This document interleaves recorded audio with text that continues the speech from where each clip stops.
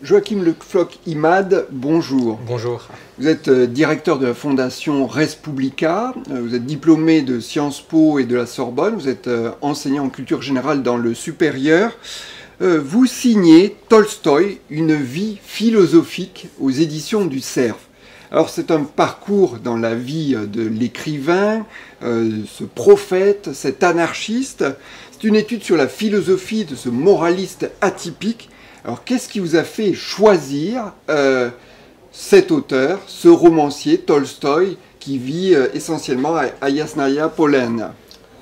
Alors c'est, je dirais, un coup de cœur de lecteur tout d'abord. On est très loin géographiquement de Yasnaya Polyana, puisque j'ai découvert Tolstoï quand j'avais 20 ans et que j'étudiais en Californie dans le cadre d'un échange universitaire avec Sciences Po. Et donc j'avais entrepris un travail sur les ramifications en littérature de Schopenhauer, qui m'avait conduit notamment à m'intéresser à Tolstoï, qui, comme je le montre dans l'ouvrage, est un des auteurs chez lequel il y a une réception particulièrement forte de la philosophie schopenhauerienne, une réception qui ne veut pas dire une appropriation sur tous les points, hein. C'est sur le thème du dialogue, comme j'essaie de le montrer. Donc ça part d'abord d'un coup de cœur pour l'auteur, un coup de cœur philosophique, littéraire, esthétique aussi, puisque j'essaye de partir vraiment du style de Tolstoï tel qu'un auteur russe comme Merezhkovsky l'a très bien étudié. C'est une écriture qui me plaît beaucoup, une écriture très charnelle qui toujours part du détail, part du visible pour aller vers l'invisible, part du particulier pour aller vers l'universel. Une écriture qui personnellement m'a beaucoup séduit. Et par ailleurs, j'ai eu la volonté, si vous voulez, de corriger une certaine injustice dans la lecture qui a été faite de Tolstoï, de sa philosophie, puisqu'on a tendance à distinguer deux Tolstoï, si vous voulez. C'est une lecture qui était très courante pendant des décennies. On distingue le bon Tolstoï, le créateur littéraire, et le moraliste plutôt médiocre, selon la réception qui a été faite de son œuvre, le moraliste post-année 1880. Alors, on va en parler, ouais. Et effectivement, ce qui est intéressant, c'est de reprendre un petit peu le parcours de cet auteur, et de revenir sur ce parcours d'un monument de la littérature russe. Alors, Tolstoï, il est né en 1828, décédé en 1910, il traverse tout le 19e siècle. C'est, comme vous l'esquissiez, un écrivain en quête d'absolu. Il dit « Il est plus facile d'écrire 10 tomes de philosophie que d'appliquer une seule règle, n'importe laquelle. » C'est pas la phrase la plus incontestable de son œuvre, mais il a bel et bien écrit ça. Oui. Et donc ça montre à quel point, on va dire, la notion de philosophie est importante pour lui. Pourtant, justement, eh bien, peu d'écrits se sont intéressés à sa philosophie. Pourquoi cette lacune et pourquoi avez-vous fait le choix de mettre le doigt dessus? Il y a quelques écrits quand même, j'essaie de les citer, par exemple Isaiah Berlin et George Steiner, mais souvent ce sont, disons, des auteurs évidemment infiniment brillants, et dont les écrits sur Tolstoï sont beaucoup plus intéressants et profonds que les miens, j'ai pas de doute là-dessus, mais ils ont traité de certains aspects précis de l'œuvre de Tolstoï. Par exemple, Berlin a beaucoup étudié sa philosophie de l'histoire, Steiner a étudié, disons, sa métaphysique, son rapport à Dieu, là où moi j'ai vraiment essayé de proposer au lecteur des grilles de lecture beaucoup plus globales pour comprendre toute la philosophie de Tolstoï telle qu'elle s'est élaborée tout au long de sa vie, et telle qu'elle s'est retrouvée, si vous voulez, dans son œuvre littéraire, parce qu'il y a toujours, comme je le montre, une imbrication entre création littéraire et aspiration, si vous voulez, à l'auto-perfectionnement, à l'amélioration morale, philosophique de l'humanité. Donc il y a cette raison qui est qu'il y a eu des approches partielles, et l'autre raison, si vous voulez, c'est qu'il y a eu des approches très, très sélectives. Alors, dans l'histoire, bon, j'aime pas trop le clivage gauche-droite, mais si on veut faire très schématique, une grande partie des maisons d'édition qui ont fait vivre la pensée de Tolstoï et qui la font vivre encore aujourd'hui sont des maisons d'édition à gauche qui, en effet, parlent de thèmes très importants dans la vie, dans l'œuvre de Tolstoï. Par exemple, la non-résistance au mal par la violence, les ramifications politiques, la critique de l'arbitraire de la justice, la dénonciation de ce qu'est devenu l'Église à rebours du message des évangiles, une certaine vision de la justice environnementale, de l'animalisme, du cosmopolitisme. Tout ça, c'est bel et bien présent dans l'œuvre de Tolstoï. Mais on ne peut pas juste parler de ça, si vous voulez, c'est une approche partielle qui fait fi de tout un pan de la philosophie tolstoïenne auquel je me suis intéressé aussi. Par exemple, la primauté du principe spirituel sur la vie matérielle, Qu'est-ce que ça va être d'autre? Ça va être la haine des plaisirs charnels, la haine du corps, une forme de misogynie, un conservatisme radical, une détestation de ce qu'est l'Occident, de ce qu'est l'Europe, la France en particulier. Donc, si vous voulez, j'ai voulu m'inscrire à rebours de cette approche un peu réductrice. Et à l'inverse de ça, il y a une droite, où on pourrait plutôt parler d'un camp anti-moderne, qui souvent dans l'histoire a méprisé Tolstoï. Je cite quelques auteurs, par exemple Max Nordau, qui met Tolstoï dans son panthéon des écrivains dégénérés. C'est lui qui forge vraiment le thème. Des auteurs aussi comme Léon Daudet de l'Action française, par exemple, qui fait de Tolstoï l'un des responsables de la débâcle de mai 1940. Il forge même un terme, un verbe pour l'occasion, Yasnaya Palyane, donc qui est une forme de pacifisme caricatural outrancier dont il incrimine directement Tolstoï. Je cite Drieux-La Rochelle aussi, qui dit que Dostoïevski lui est infiniment supérieur. Donc vous voyez, il a souvent été mal lu ou alors lu de manière un peu réductrice, et j'ai voulu essayer à mon échelle de corriger ça à travers ce livre. Alors c'est très clair, et je trouve que ce qui est fascinant dans votre livre, c'est que, on va dire, une vie philosophique, on pourrait se dire, bon, souvent la philosophie c'est ardu, parfois abscon. Le grand mérite de votre ouvrage, c'est d'avoir une grande clarté dans l'exposé, enfin, ça se lit comme un roman de Tolstoï, et c'est très agréable à lire. Alors, parce que Tolstoï est agréable à lire lui-même, c'est un style qui est profond mais qui est extrêmement accessible. Il cite souvent cette phrase, je crois, de Stendhal, qui disait que, en pensant notamment à Homère, que les plus grands chefs-d'œuvre avaient été faits sans penser au style. Évidemment, il y a un travail stylistique chez Tolstoï. Il n'a pas juste écrit, il s'est pas juste intéressé au fond. Il y a un travail sur la forme. Mais il y a cette volonté, si vous voulez, d'être accessible notamment aux masses populaires et de traiter de la philosophie, mais toujours en imbriquant celle-ci dans la littérature et en appréhendant la philosophie comme, disons, une thérapeutique de l'âme, une science de la vie. C'est pas moi qui invente cette expression de science de la vie, c'est une expression qu'on retrouve sous la plume de Tolstoï dans un commentaire philosophique de l'œuvre de Rousseau qu'il fait à 17 ou 18 ans. Et donc il dit, conformément, si vous voulez, une approche un peu antique de la philosophie, telle que quelqu'un comme Pierre Hadot a pu la faire vivre au XXe siècle, il dit que la philosophie, c'est ça, c'est quelque chose qui doit être d'abord une science de la vie, qui doit apporter des réponses dans l'ici-bas, une sorte de morale, de sagesse immanente pour nous aider à mieux vivre, à mieux déchiffrer les énigmes de l'existence. Alors, dans les énigmes de l'existence, Tolstoï, eh bien, il a de quoi être marqué, parce que, en fait, il démarre sa vie à Yasnaya Polyana, donc cette zone, on va dire, très rurale, très proche de la nature, mais sa jeunesse est marquée par la mort qui l'entoure. Sa mère meurt alors qu'il n'a que 18 mois, son père décède alors qu'il a 8 ans, sa grand-mère décède dans la foulée. Cette mort est un sujet qui est presque obsédant chez lui. Il la transforme, comme vous avez évoqué tout à l'heure, en exigence de perfection. Mais comment cette exigence de perfection, en contrepoint à cette mort omniprésente, ça se matérialise, ça se trouve dans son œuvre? Elle est omniprésente, la mort, en effet, dans sa vie personnelle. Vous avez rappelé tout un tas de drames qui émaillent les décennies d'écriture de ses principaux chefs-d'œuvre, notamment l'écriture d'Anna Karénine. Elle intervient dans un contexte, si vous voulez, très douloureux pour lui. Idem pour l'écriture d'un ouvrage comme La mort d'Ivan Ilitch.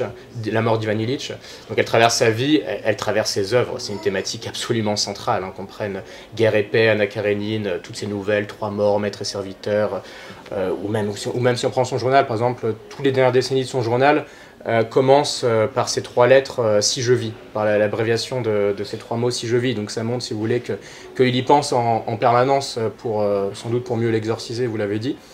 Et comment cette volonté d'exorciser la mort se manifeste-t-elle dès sa jeunesse? Pour vous répondre, j'insisterai quand même sur... En exigence, voilà, en exigence d'auto-perfectionnement qu'il a depuis l'enfance, depuis l'adolescence surtout.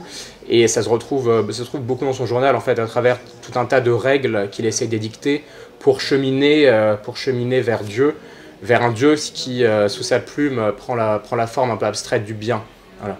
C'est pas un dieu très incarné, en fait, c'est une sorte de morale de l'auto-perfectionnement dans l'ici-bas qui va se traduire par tout un tas de dispositions très concrètes qu'il va prendre, qui sont un peu ridicules quand on lit l'enchaînement des dispositions, mais par exemple ça va être moins dormir, moins fumer, ne pas s'éloigner le plus possible des femmes, voilà, ça va être oui, s'auto-mutiler en cas de péché. On a l'impression effectivement de voir un adolescent qui cherche à se donner des règles de vie, en tout cas dans ses premiers moments, et c'est effectivement... Pourquoi est-ce qu'il fait ça? C'est parce qu'il a une haine de lui-même. En fait, Tolstoï, c'est un être ce qui est pas bipolaire, mais disons, si vous voulez, qui est très dual, qui est très contradictoire. Si on prend son œuvre et tout ce à quoi il aspire, et si on prend la réalité de sa vie, il y a une forme d'inconséquence qui saute aux yeux. Par exemple, Tolstoï se rêvait moujik alors que c'était un aristocrate qui se faisait servir par des serviteurs en gants blancs toute la journée. Il prenait la compassion, mais il n'a jamais aidé sa femme, il s'est jamais occupé de ses enfants.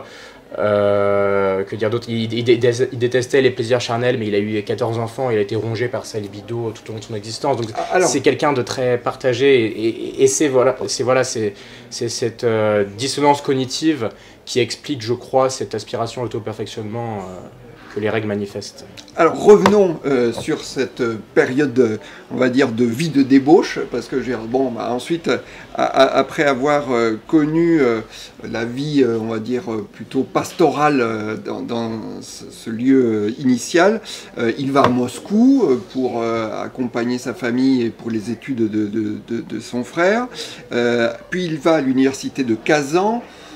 Finalement, c'est un mauvais élève, hein. C'est pas quelqu'un qui se plie facilement à la discipline. Très médiocre, hein. Ça se passe très mal, que ce soit ses études préuniversitaires ou ses études universitaires, où il change de filière, hein. Il passe des langues orientales au droit, et finalement il part au bout de 2 ans et il revient à son domaine. Alors, il y a un domaine dans lequel...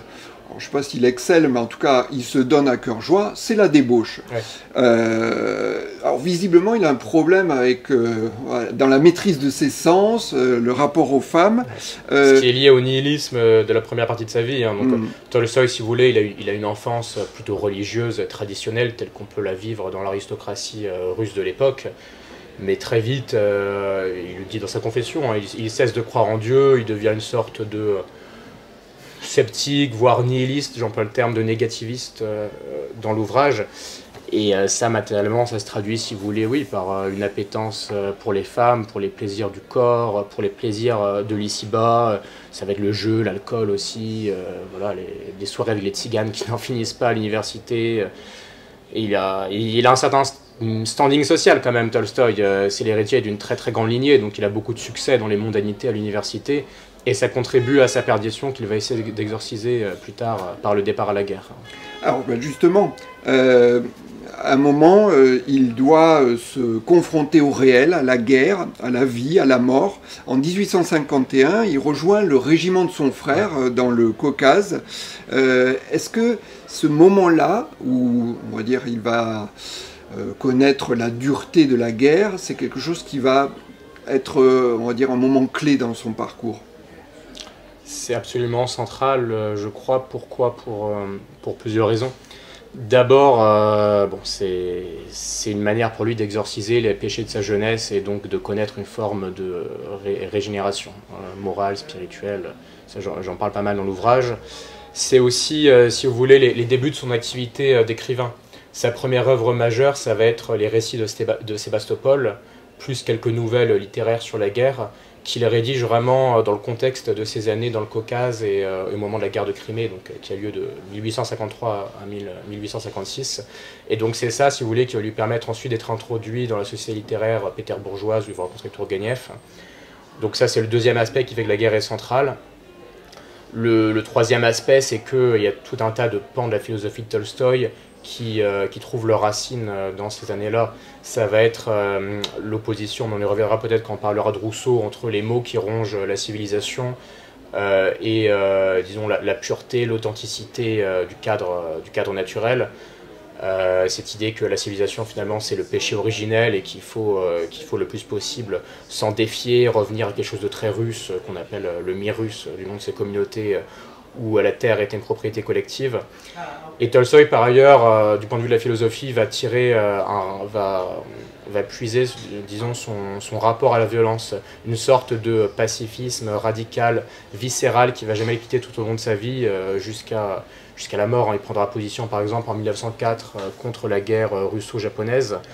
et toute sa philosophie de la non-désobéissance au mal par la violence, je crois qu'elle est très largement liée aux horreurs, à la face apocalyptique de la guerre, voilà, qu'il verra directement sur le champ de bataille. Enfin, c'est presque un reporter de guerre, si vous voulez, dans ses premiers écrits, si on prend le récit de Sébastopol. C'est extrêmement cru, il y a une violence entre les horreurs de l'humanité, entre les corps mutilés, les tranchées rougies par le sang, et la beauté du tout, la beauté de la nature et la permanence de la nature. Et ça, je crois que c'est vraiment important. Alors, à ce moment-là, enfin, effectivement, il combat contre les Tchétchènes, il est affecté en Moldavie, en Roumanie, en Crimée, vous l'avez dit. Ce sont des noms qui résonnent dans l'actualité la plus immédiate. Malheureusement. Et on se demande à vous lire, enfin à retranscrire ce parcours-là, pourquoi est-ce que cet écrivain n'est pas célébré par le régime de Vladimir Poutine ? Oh bon, oui, il est très loin d'être célébré, en effet. Il y a eu les 100 ans de sa mort qui ont été célébrés en 2010. On a mis en avant la dimension littéraire de ses écrits, et il y a, si vous prenez par exemple les programmes de littérature en Russie pour les collégiens lycéens, il y a des œuvres de Tolstoï qui reviennent, hein, par exemple Anna Karénine, les Cosaques, Hadji Murat, tout ça c'est évidemment célébré, non sans récupération politique. Par contre, les autorités russes actuelles, qu'elles soient politiques, ecclésiastiques, économiques, sont extrêmement gênées par tout ce qui constitue finalement le cœur de la philosophie tolstoïenne, à savoir l'anarchisme radical, la dénonciation de l'arbitraire du pouvoir, le pacifisme. Donc bon, il ne faut pas non plus le récupérer dans un sens inverse, hein. J'avais essayé de le montrer dans un papier que j'avais écrit sur Tolstoï et la guerre d'Ukraine. Tolstoï, si vous voulez, je pense qu'aujourd'hui, il serait un farouche partisan de la paix, comme il a toujours été. Hein.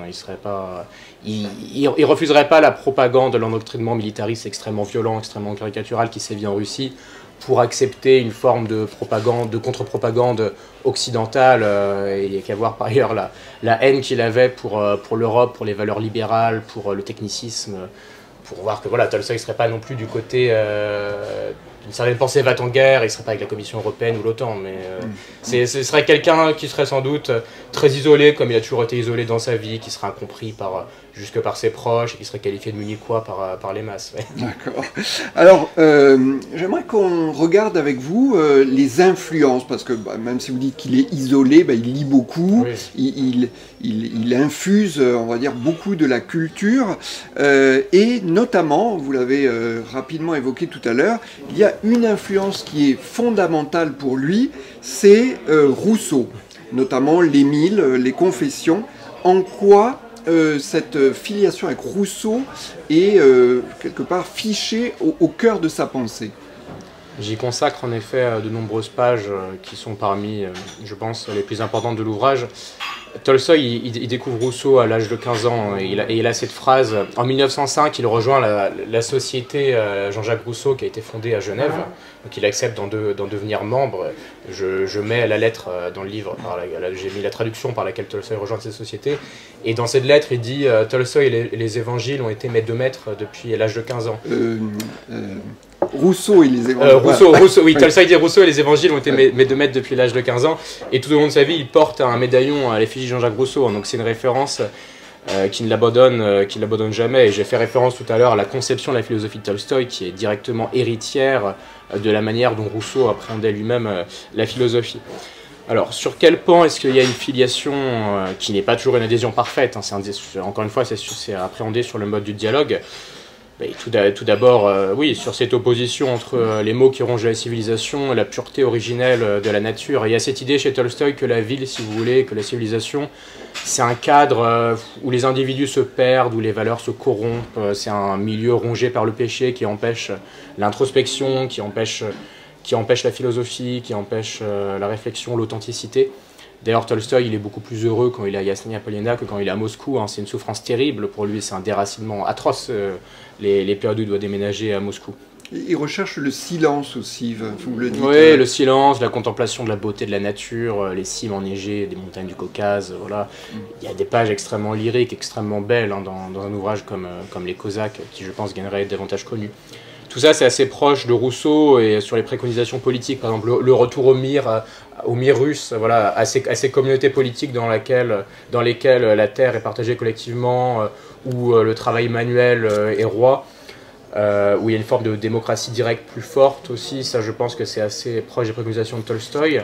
Oui, vous insistez sur cet aspect de travail manuel, il est un peu anti-intellectualiste. Voilà, oui, ce qui est paradoxal, voilà. mais oui, tout au long de sa vie, il a travaillé manuellement, il a fauché avec les paysans, il arpentait ses domaines à leur côté, il cousait ses propres vêtements, enfin oui, dans tout ça. Tout ça c'est central. Et les autres pans, disons, de la philosophie de Rousseau, tels qu'on peut les retrouver chez Tolstoï, par exemple, ça va être le goût pour l'introspection. C'est pas un hasard d'ailleurs si Tolstoï publie, non pas Les Confessions, mais Ma Confession, et qu'il fait sortir ça en 1884 à Genève. Voilà, c'est évidemment pas un hasard. Il y a aussi, je crois, toute la pensée de la non-violence, la pensée éducative. C'est un lecteur de l'Émile, il va fonder des écoles à Yasnaya Polyana, il va tenir une revue pédagogique tout au long de sa vie, il va faire de nombreux voyages en Europe pour réfléchir à ce que doit être le modèle éducatif idéal. Et il parvient à des conclusions, si vous voulez, qui sont très proches de celles de Rousseau, à savoir, pour parler en des termes contemporains que j'apprécie pas trop, mais qu'il faut mettre l'élève au centre du système, ne pas imposer verticalement des savoirs, préserver une sorte de pureté originelle de l'enfant et non pas de l'élève. Enfin, voilà. Tout ça, ça tient largement de la pensée de Rousseau, et puis un rapport, un rapport à la nature et aussi aux animaux. Par exemple, Rousseau était végétarien, comme vous le savez. Tolstoï, c'est assez méconnu, je reviens longuement là-dessus. Mais d'ailleurs, parce que mon premier travail sur Tolstoï aux États-Unis, c'était un travail sur Tolstoï et la question animale. Donc je suis pas mal parti de ça pour montrer, un travail d'une dizaine de pages pour montrer que Tolstoï, comme il était qualifié à l'époque, certains de ses écrits, notamment la première étape, c'était vu comme la Bible du mouvement végétarien à travers le monde. On parlait de Tolstoï comme le soleil du monde végétarien. Il y a cette idée, si vous voulez, que faire couler le sang des bêtes et faire couler le sang des hommes, c'est la même chose.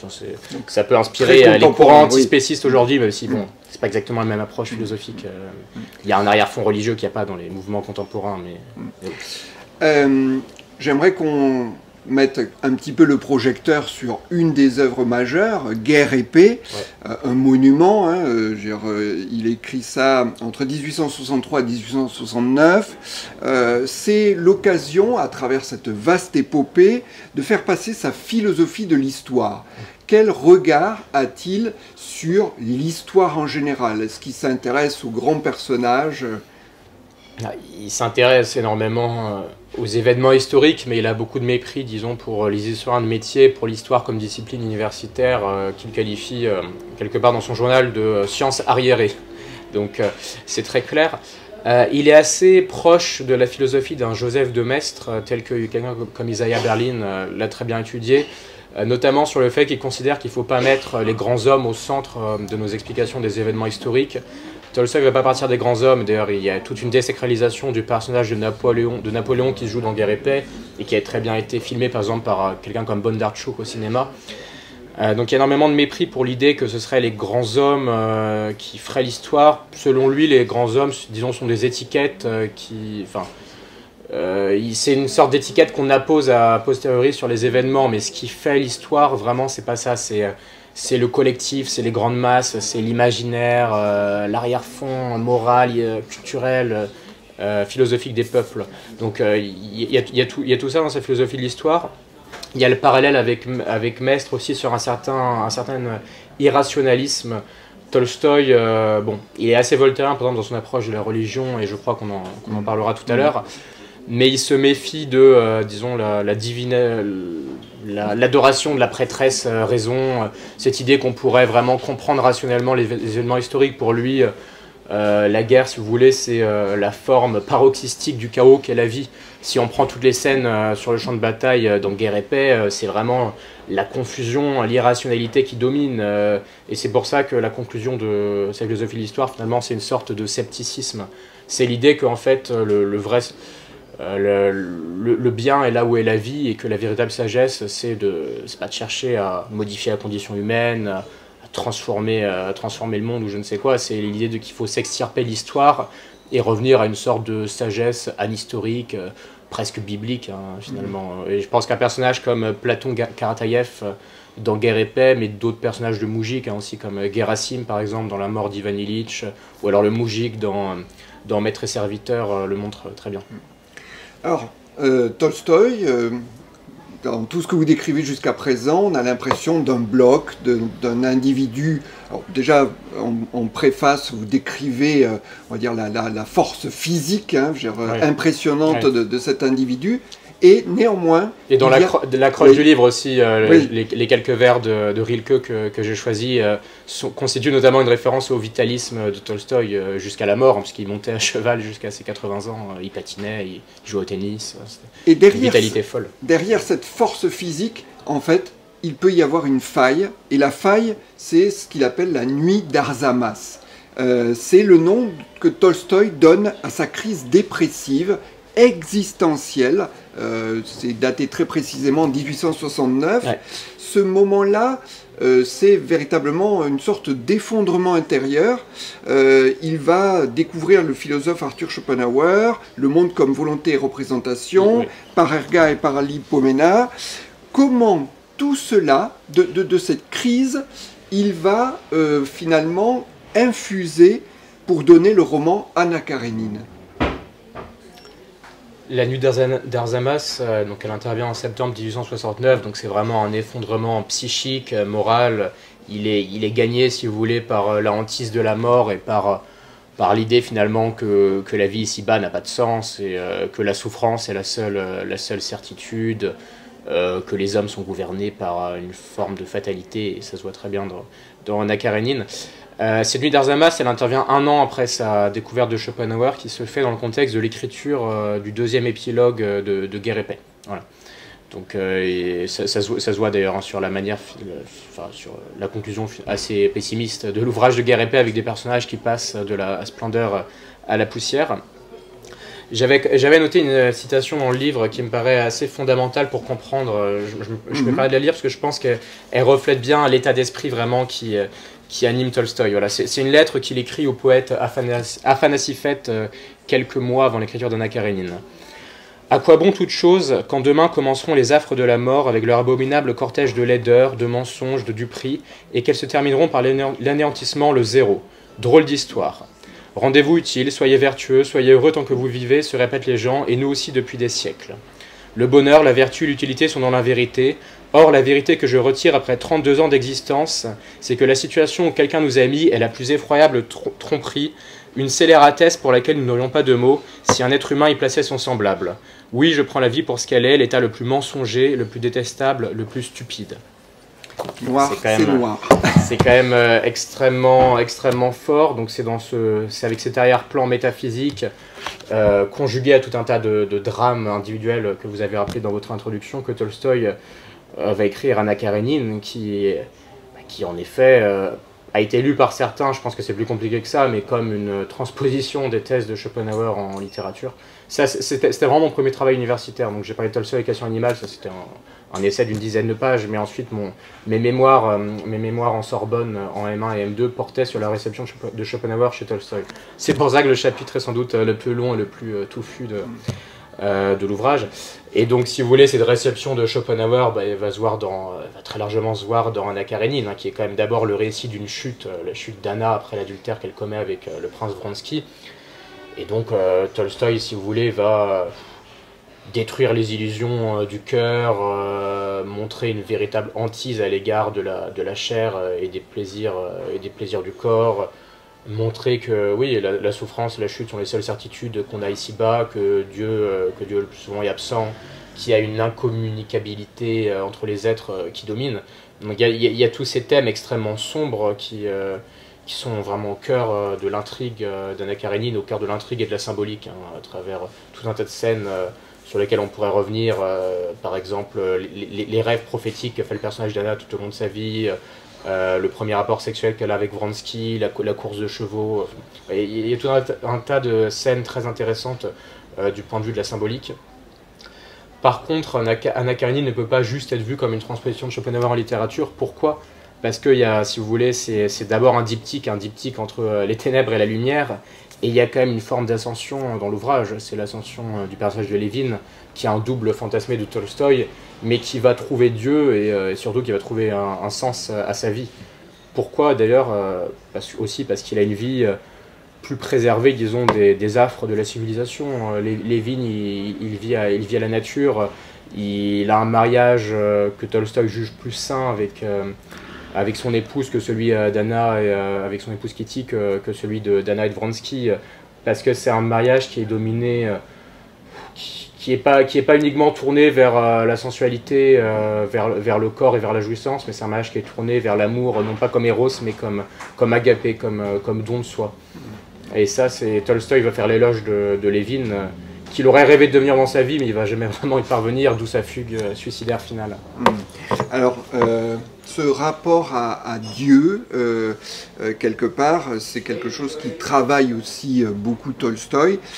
Il va faire un cheminement vers une version dépouillée du christianisme, avec une lecture hyper rationnelle des Saintes Écritures. Est-ce que ce parcours-là, est-ce que c'est pas le cheminement classique de celui qui, on va dire, après l'épisode dépressif, va trouver le salut à travers la religion? C'est peut-être une loi de l'humanité, en effet, que d'aspirer de passer de la jouissance animale à des réalités supérieures, immatérielles, spirituelles. Tout le monde, évidemment, n'a pas ce parcours. Maintenant, les conclusions auxquelles Tolstoï aboutit sont quand même, je crois, très singulières. Bon, on en parlera sans doute, mais ils lui vaudront d'être excommunié par l'Église orthodoxe, ce qui est un événement totalement hallucinant. Hein. Dans le contexte de l'époque, ça provoquera des vraies révoltes. Bah justement, mais oui, les conclusions, juste peut-être pour rentrer un peu dans le détail, oui, c'est en effet, c'est une approche très rationaliste, presque voltaïenne de la foi, et celle singularise d'un Dostoïevski. Par exemple, Tolstoï, il considère d'abord la religion, si vous voulez, comme une sorte d'utopie sociale, comme quelque chose qui permet de tirer une morale immanente pour nous aider à mieux vivre et à être heureux dans le monde ici-bas. Il ne croit pas en un Dieu souverain et transcendant, mais il croit plus en une sorte de principe du bien qui doit nous conduire. C'est pas du tout une approche mystique, irrationaliste de la religion comme Dostoïevski a proposé. Et d'ailleurs, Tolstoï, il va faire quelque chose très singulier, c'est qu'il va réécrire les évangiles, il va proposer sa propre version des évangiles. Si vous me permettez, j'ai l'impression qu'il passe les évangiles au Karcher. C'est-à-dire qu'il enlève tout ce qui est, on va dire, folklorique, etc. Il va au cœur du message, on va dire, d'origine. Mais on va dire, il expurge tout ce qui est trop de folklore, de religiosité. Il expurge les rites, il expurge les mystères, les sacrements, l'idée de Trinité, donc ce qui est quand même pour un chrétien est assez dérangeant, mais peut-être que Tolstoï n'est pas finalement si chrétien que ça. Moi je pense que c'est beaucoup plus compliqué, si vous voulez. On a une sorte de christianisme primitif qui rappelle certaines hérésies du Moyen-Âge ou de la Renaissance. On a une sorte de christianisme primitif qui se mêle à une forme de sagesse homérique avec des éléments de sagesse orientale, d'hindouisme. Enfin, c'est vraiment un logiciel théologique extrêmement sophistiqué, mais qui finalement se fait presque sans le Christ. En fait, Tolstoï a une sorte de... je cite un propos de Maxime Gorky assez fort dans le livre, mais oui, Gorky explique que quand Tolstoï parle du Christ, il en parle toujours avec froideur, qui donne le sentiment de ne pas l'aimer, finalement de se croire supérieur à lui-même. Et Tolstoï, qui se voyait comme un démiurge, en effet extrêmement fier de lui, une sorte de prophète fou qui voulait conduire l'humanité vers l'auto-perfectionnement. Oui, en effet, il s'intéressait sans doute assez peu au Christ, mais il a quand même gardé des passages des évangiles, le sermon sur la montagne, j'en parle beaucoup, qui seront vraiment au cœur de ce que sera sa philosophie politique. Mais est-ce que quelque part, il ne fonde pas une secte, pour employer des mots d'aujourd'hui, parce qu'il a, si je reste dans cette analogie, un certain nombre de suiveurs, pour ne pas dire de followers. Il crée son évangile, voilà, ce qui n'a pas, à travers son côté prophétique, la vocation d'un sectaire. Oui et non, disons.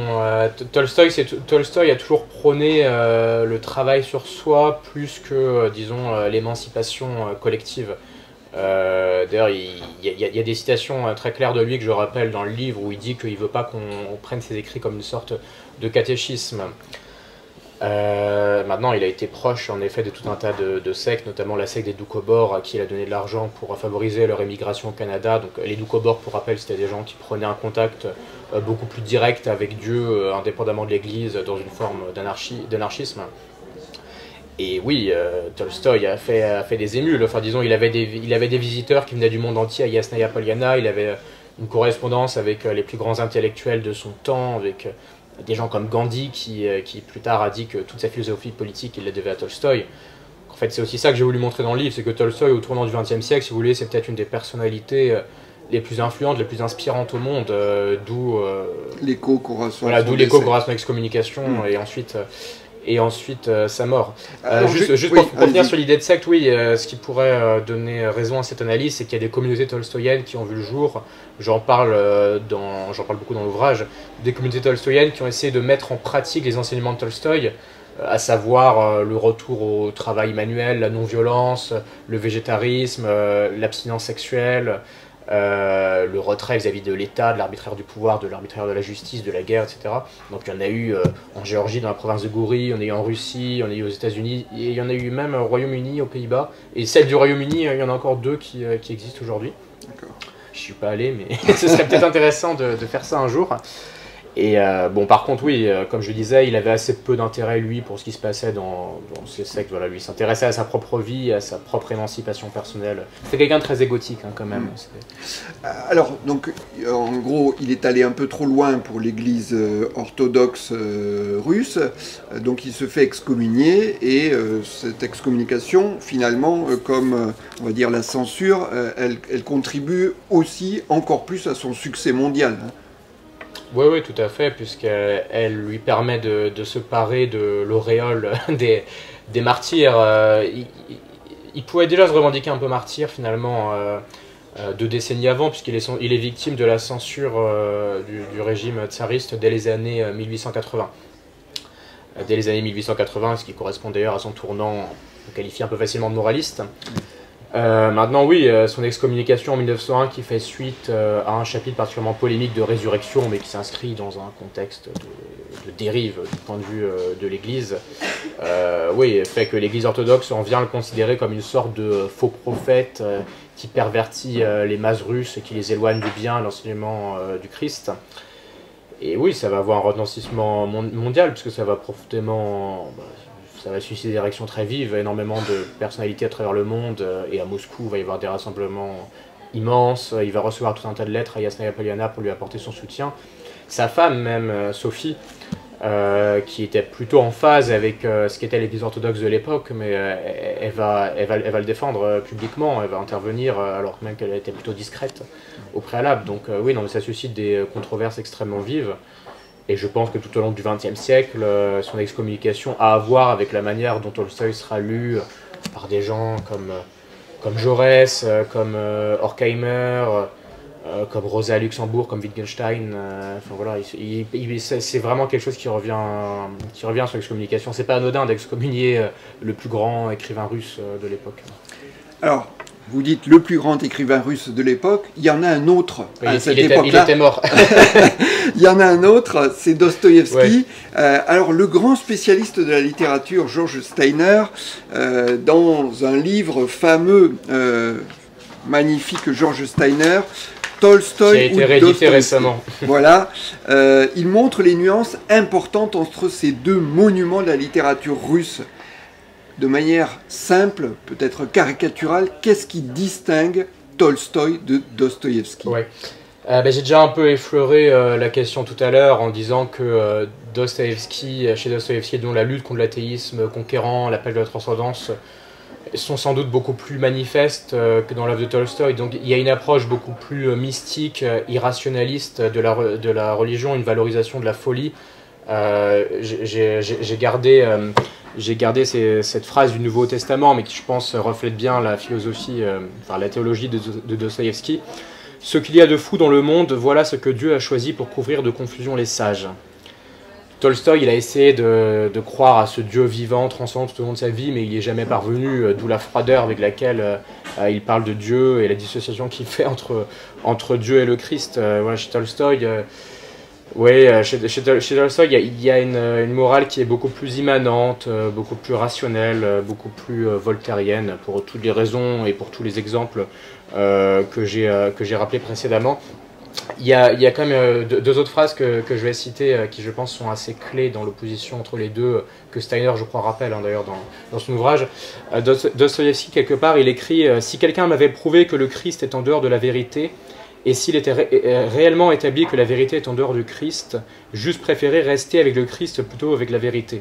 Donc d'un côté, le Christ plutôt que la vérité. Tolstoï il va s'opposer à cette conception en citant des vers du poète romantique britannique Samuel Taylor Coleridge, qui écrivait « Celui qui commence par aimer le christianisme plus que la vérité en viendra bientôt à aimer sa secte ou son église plus que le christianisme, et finira par aimer sa propre personne plus que tout au monde. » Il y a un autre antagonisme dont Steiner parle très bien dans l'ouvrage, c'est la question du rapport à l'histoire et du rapport au mal. Si vous voulez, il y a cette idée chez Dostoïevski que le salut, il attend l'humanité après l'apocalypse. Là où Tolstoï, il récuse toute théodicée de la compensation et considère que le salut, il doit avoir lieu, je suis très schématique, mais il doit avoir lieu ici-bas, et qu'il faut se débarrasser de tout ce qui est arbitraire, de tout ce qui est inhumain dès notre vie terrestre.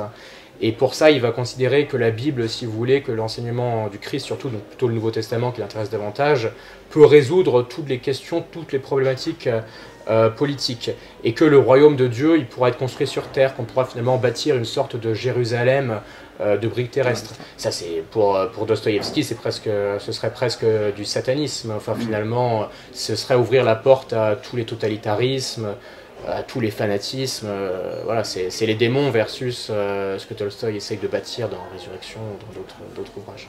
Alors, dans les autres spécialistes de la littérature qui se sont intéressés à Tolstoï, il y a Isaiah Berlin, qui, dans un livre remarquable, Le Hérisson et le Renard, fait une analyse sur finalement la psychologie ou la manière d'aborder les questions qu'a Tolstoï. Je crois que vous appropriez finalement un petit peu cette réflexion. Alors Tolstoï, un hérisson ou un renard? C'est très compliqué d'y répondre en une minute. Oui, enfin, peut-être juste pour préciser l'opposition. Donc, chez Berlin, si vous voulez, le hérisson, c'est celui qui a une approche moniste de l'existence, c'est-à-dire qu'il faut concevoir la vie à travers une idée unique vers laquelle il faudrait tendre. Là où le renard, c'est un être qui est beaucoup plus fragmenté, éparpillé, qui a une volonté de jouissance animale dans l'ici-bas, voilà, qui est profondément divisé. Tolstoï, il colle un peu aux deux approches. Je rappelle dans le livre une phrase de Tolstoï quand il a 15 ans qui dit qu'il a le besoin profond, je pourrais retrouver les citations, mais oui, voilà, c'est ça. Ce qui m'a longtemps tourmenté, c'est de ne pas avoir une seule pensée ou un sentiment intime qui conditionnerait toute l'orientation de ma vie. Voilà. Maintenant, il me semble que j'ai trouvé une idée qui me tient à cœur et un but constant, c'est le développement de ma volonté, un but auquel je tends déjà depuis longtemps, mais que seulement maintenant, j'ai conçu non pas simplement comme une idée, mais comme une idée qui ne fait qu'un avec mon âme. Donc ce monisme, cette aspiration monisme, elle est présente dès son enfance. C'est le mythe de la baguette verte, qui développe avec ses frères, cette baguette verte qui si elle était découverte dans la clairière de Yasnaya Polyana, permettrait d'extirper le mal de la terre. Et toute sa philosophie religieuse, finalement, elle a largement trait à ce monisme. Maintenant, Tolstoï, c'est pas juste un moraliste un peu pénible, c'est d'abord et avant tout, et moi c'est ce qui m'intéresse le plus, même si encore une fois je récuse l'opposition caricaturale, mais ce qui m'intéresse le plus, c'est d'abord, disons, l'homme de lettres qui a un appétit de vivre extrêmement puissant, qui considère que le bien est là où est la vie, qui fait l'éloge dans les Cosaques, dans Guerre et Paix, de la vie rebelle, de la vie nomade, de la spontanéité face à la beauté du monde. Et voilà, et même si vous voulez, même s'il va être de plus en plus moralisateur, si son style littéraire va de plus en plus être traversé par les catégories schématiques du bien et du mal à mesure qu'il vieillit, Tolstoï va quand même revenir à la création littéraire pure sur la fin. Il va composer un ouvrage comme Hadji Mourad par exemple. Enfin, on revient à la vraie littérature vers laquelle sa femme, ses fils et d'autres écrivains comme Tourguenieff l'avaient toujours enjoint. Alors, on va parler quelques minutes de la postérité. Vous en avez esquissé quelques points tout à l'heure avec Gandhi. Mais de manière plus proche de son décès de 1910, est-ce qu'on peut dire que Tolstoï fait partie de ceux qui ont favorisé la révolution de 1917?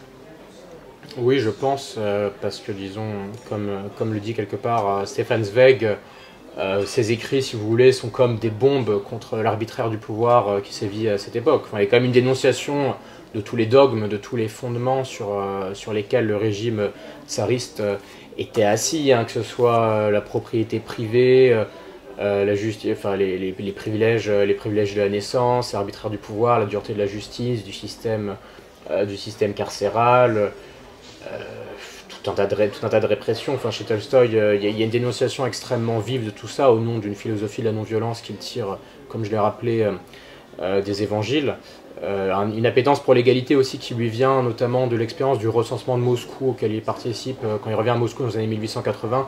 À cette époque-là, il faut rappeler ce que c'est un peu Moscou, hein, donc c'est une ville où il y a eu un exode rural. Il y a eu un exode rural extrêmement vif dans la Russie de l'époque après l'industrialisation qui a fait que des masses extrêmement pauvres se sont agglutinées à Moscou. Et on voit par exemple dans un film récent très bien, que je vous recommande, La femme de Tchaïkovski, on voit ce Moscou extrêmement pauvre ravager l'époque, et Tolstoï il va vraiment s'intéresser à ces grandes masses paupérisées sans aucune perspective, et ça va largement jouer, si vous voulez, dans sa dénonciation du capitalisme et de la propriété privée, tout comme ont joué Thoreau, La Boétie, des auteurs américains dont je parle dans l'ouvrage.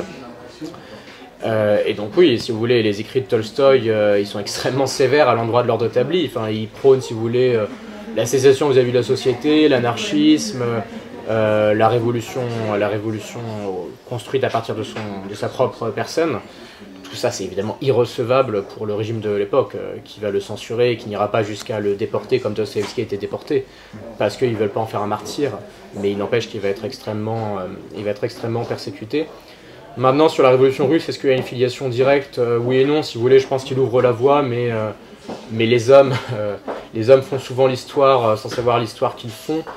Et Tolstoï aurait désapprouvé très vivement la révolution russe telle qu'elle a été conduite en 1917, parce qu'il détestait les socialistes, il détestait les marxistes, qu'il assimile à des mouches qui se réunissent autour des excréments.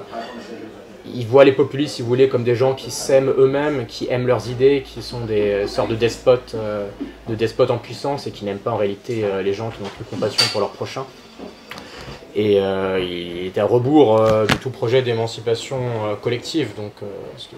D'ailleurs, Lénine composera un brûlot extrêmement sévère à l'endroit de Tolstoï, Tolstoï, miroir de la révolution russe, où il dénonce une sorte d'inconséquence en disant que Tolstoï finalement prônait l'émancipation des masses mais n'est pas allé jusqu'au bout du logiciel, ce qui aurait impliqué d'épouser le marxisme-léninisme. Et par ailleurs, les Tolstoïens, après la révolution de 17, il faut voir ce qui leur arrive. Ils vont être persécutés, fusillés, contraints à l'exil. Les communautés tolstoïennes vont être dissoutes de force. Donc ça montre qu'il y a une incompatibilité radicale entre les événements de 17 et Tolstoï, même s'il a ouvert la voie par ses écrits. Alors Joachim Le Floch-Imad, vous êtes directeur de la Fondation Res Publica, fondation qui est proche des idées de Jean-Pierre Chevènement. Vous le remerciez à la fin de cet ouvrage, parmi d'autres noms bien entendu. Comment va-t-il et quelle a été sa contribution à votre réflexion? Jean-Pierre Chevènement va bien tout d'abord. Effectivement, j'ai la chance de travailler avec lui depuis un peu moins de 4 ans, même si je le connais depuis mes années à Sciences Po. Donc il va bien. Il se conçoit pas, si vous voulez, comme un intellectuel sur son Aventin. Donc il continue d'écrire, d'essayer d'infléchir certains arbitrages, de réfléchir aux évolutions de la France, de l'Europe, du monde. Donc là, on est en train, avec la Fondation Res Publica, de rédiger un livre collectif pour les 20 ans d'anniversaire de notre fondation de recherche. Donc on continue le travail. Et l'autre question que vous m'avez posée, c'était l'influence. Vous le remerciez. C'est évidemment une influence intellectuelle, mais disons que c'était le système idéologique intellectuel tel que je me le suis construit dans mes études à Sciences Po, par mes lectures, qui m'a conduit à travailler avec Chevènement, et non pas l'inverse. Je suis pas devenu chevènementiste parce que j'ai travaillé avec Chevènement. Maintenant, qu'est-ce que j'en retire? J'en retire d'abord un rapport, une réflexion sur ce que doit être la politique aujourd'hui, à savoir la nécessité de réhabiliter, si vous voulez, la réflexion, les humanités, le temps long, à rebours d'une approche que je trouve extrêmement pauvre, extrêmement techno-managériale, désincarnée, très limitée intellectuellement. Enfin, si vous prenez la vie politique, la vie parlementaire, le gouvernement tels qu'ils sont aujourd'hui, c'est quand même assez affligeant. Je ne pense pas que ce soit de nature à réconcilier les Français et la politique. Donc, oui, je pense que c'est sans doute la principale leçon, sans compter évidemment que travailler avec lui m'a permis d'affiner tout un tas de thèses sur des sujets qui me sont chers, sur l'école, la République, l'Europe, la souveraineté.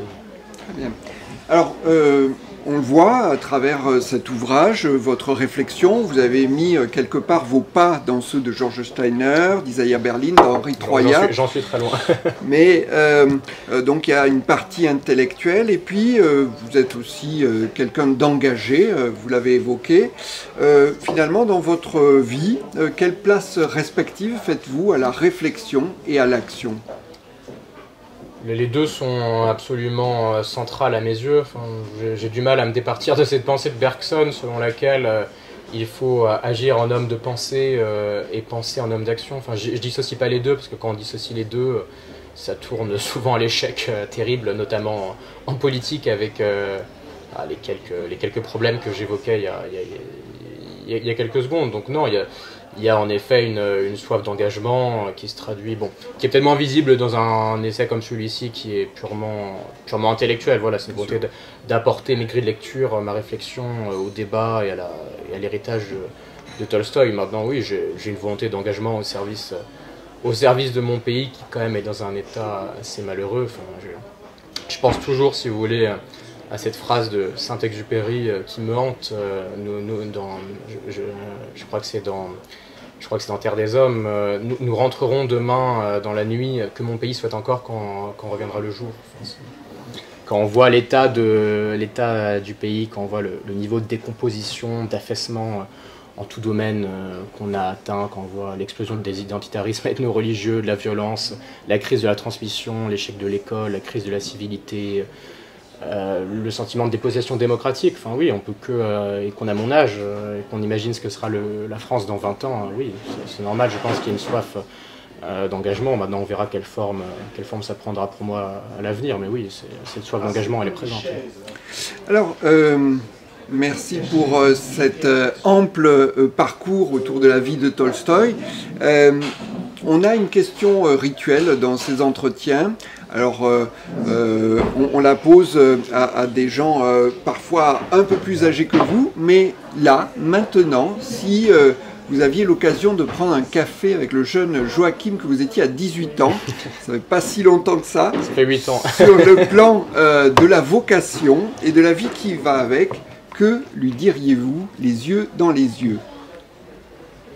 Je ne sais pas si j'aurais grand-chose à lui dire, parce que la vie c'est d'abord une somme d'inattendus avec lesquels on essaye de composer, et j'aurais eu du mal à prévoir cette rupture dans les dernières années. Donc je pense que c'est plutôt le Joachim de 18 ans qui devrait faire passer un message à celui que je suis aujourd'hui, qui n'est d'ailleurs pas si différent, hein, mais oui, d'abord oui, cette volonté de rester, ce rappel sur l'importance de rester fidèle à ce qu'on a été, à ses racines et à ce pourquoi on s'engage, ce pourquoi on combat, ça je pense que c'est absolument essentiel.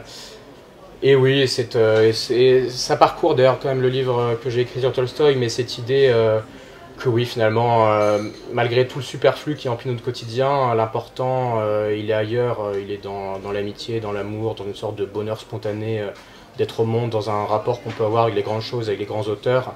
Et ça, je pense que le jeune Joachim inviterait celui que je suis aujourd'hui à ne jamais oublier ça, à ne pas s'en départir, peu importe le fracas du quotidien, l'affairisme ambiant auquel on doit tous à des moments ou d'autres céder, quand on est à Paris, les mondanités en tout genre, etc. Mais bon, ça compte ça aussi, mais c'est pas ça l'essentiel. Merci beaucoup pour cet échange. Merci à vous. Merci.